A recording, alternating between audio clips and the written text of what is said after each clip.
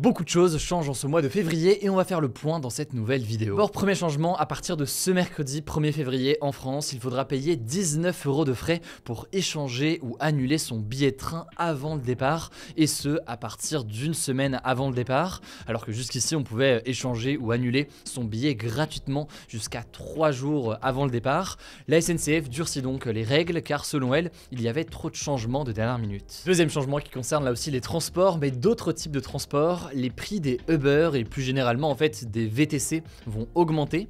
En gros, dès le 1er février, une course sur Uber va coûter minimum 10,20 €.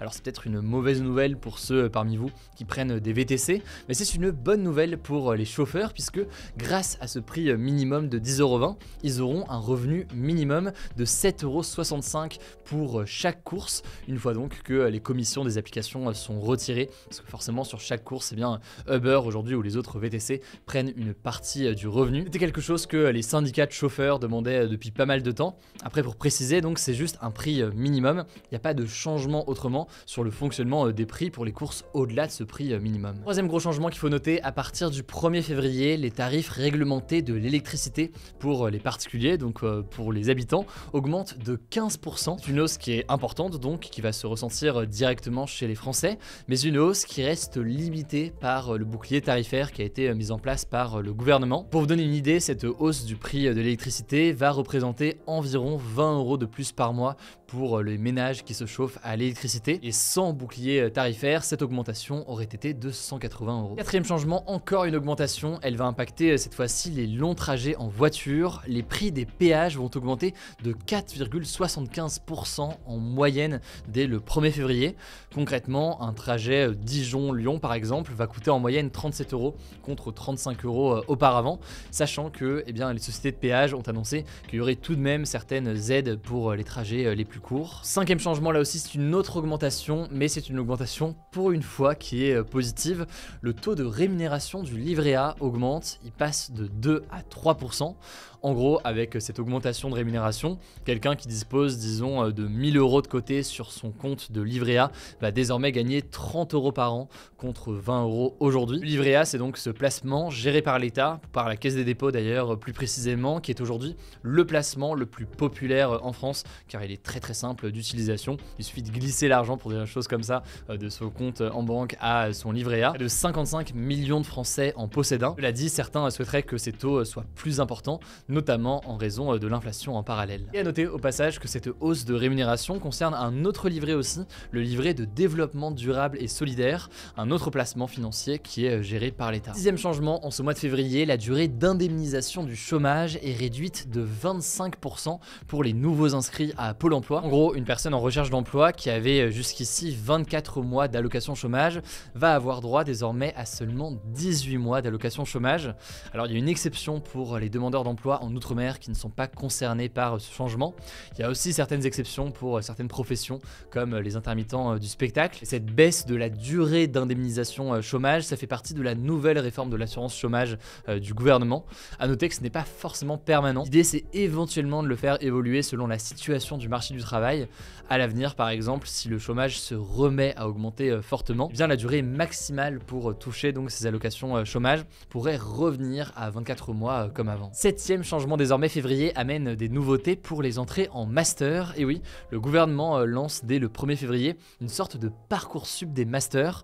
En gros, c'est une nouvelle plateforme qui permet aux étudiants et aux personnes en reprise d'études d'accéder à plus de 3500 formations et près de 8000 parcours de master. Ça s'appelle Mon Master, c'est assez simple en termes de nom. Je vous mets le lien directement en description si jamais ça vous intéresse. Enfin, dernier changement, on en parlait hier dans les actualités en bref, ça concerne les règles sur le Covid en France. Si vous êtes positif au Covid, vous ne serez plus obligé de vous isoler. Autre changement, si vous êtes cas contact et que vous n'avez pas de symptômes, eh bien vous n'êtes plus obligé de faire un test. Cela dit, dans les deux cas, ça reste recommandé de le faire, surtout pour ceux qui côtoient des personnes fragiles. En tout cas, c'était le débat hier que j'ai posté directement sur YouTube. Est-ce une bonne chose d'avoir mis fin à l'isolement systématique pour les personnes positives au Covid-19? Au vu des résultats, vous êtes quand même une assez grande majorité à être favorable à l'arrêt de cette règle. Je vous renvoie au post qu'on a fait dans l'onglet communauté de notre chaîne YouTube des Actus du jour pour découvrir le débat. Voilà donc pour tout ce qui change en février. N'hésitez pas d'ailleurs à nous dire si vous voulez qu'on continue cette série dans ce format comme ça des Actus du jour. En attendant, je vous laisse avec Blanche pour pour les actualités en bref. Merci Hugo et salut tout le monde. On commence avec un bilan sur cette seconde journée de mobilisation contre la réforme des retraites, une réforme portée par le gouvernement qui prévoit notamment de reculer l'âge de départ à la retraite de 62 à 64 ans. Alors plus de 200 rassemblements ont eu lieu partout en France et il y a eu 1,272 millions de manifestants selon la police. De son côté, le syndicat de la CGT avance le chiffre de 2,8 millions de personnes. Dans tous les cas, c'est plus que lors de la première journée de mobilisation du 19 janvier. Alors concernant les grèves dans l'éducation, le taux de grévistes chez les enseignants du primaire était de 26,65% d'après l'éducation nationale, contre 42,35% le 19 janvier. Dans les collèges et les lycées, il y avait 25,22% des enseignants en grève d'après le gouvernement, contre 34,66% le 19 janvier. Dans les transports, le taux de grévistes a atteint 36,5% à la SNCF, contre 46,3% le 19 janvier selon les syndicats. Au passage, si vous n'avez rien compris à la réforme des retraites, eh bien j'ai une bonne nouvelle à vous annoncer. Une vidéo sur ce sujet précis est sortie sur la chaîne principale Hugo Décrypte. N'hésitez pas à aller la regarder, c'est 10 minutes max promis et ça vous permettra peut-être d'y voir un peu plus clair dans cette réforme dont on parle tant. Le lien est en description si ça vous intéresse. Deuxième actu, le président américain Joe Biden a annoncé ce lundi que les États-Unis n'enverraient pas d'avions de combat F-16 à l'Ukraine dans le cadre de la guerre contre la Russie, alors qu'il était interrogé sur le sujet par un journaliste. L'Allemagne s'était aussi dit défavorable à cette idée. Si vous n'aviez pas suivi, en fait c'est une demande du président ukrainien Volodymyr Zelensky qui estime que l'armée ukrainienne a besoin, je cite, de nouvelles options d'armement, en plus des envois de chars lourds déjà annoncés par plusieurs pays. De son côté, le président français Emmanuel Macron s'est montré moins tranché sur la question, estimant que rien n'est interdit par principe, tout en précisant qu'il ne faut pas que ça crée un risque d'escalade du conflit et que ça n'affaiblisse l'armée française. Troisième info, et ça concerne le football, des premières conclusions de l'enquête lancée par le ministère des Sports sur la Fédération française de foot sont sorties et elles invitent le président Noël Le Graët à démissionner. Selon le rapport, Noël Le Graët, qui dirige donc la FFF depuis 2011, n'a, je cite, plus la légitimité nécessaire pour administrer et représenter le football français. Concrètement, il y a plusieurs choses qui lui sont reprochées. Déjà, le rapport critique son comportement envers les femmes, qui est qualifié de sexiste, mais aussi ses déclarations publiques que certaines personnes considèrent comme des dérapages, mais qui selon l'enquête montrent surtout la dérive de son pouvoir qui n'est pas du tout régulée. Et finalement, le troisième grand reproche concerne la façon dont il gère la fédération, qui est qualifiée de brutale. Noël Le Graët a maintenant 10 jours pour prendre connaissance des accusations qui sont faites dans le rapport d'enquête et pour y répondre. Le document définitif, qui contiendra aussi sa version, sera publié mi-février, on vous tiendra au courant. Quatrième actu, et c'est une bonne nouvelle pour la planète, l'année 2022 a été une année historique pour les énergies renouvelables en Europe.